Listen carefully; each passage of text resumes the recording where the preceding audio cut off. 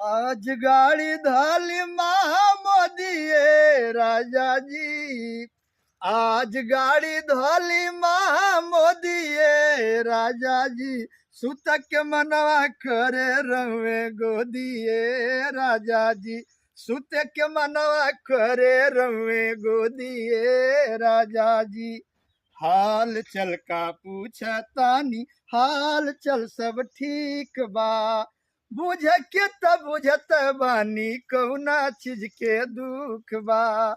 हाल चल का पूछतानी, हाल चल सब ठीक बा। बुझ के तब बुझत बानी कौना चीज के दुख बा। मिले न छुट्टी छोड़ दी नौकरी, मिले न छोटी छोड़ दी नौकरी। आ जाइए राजा जी।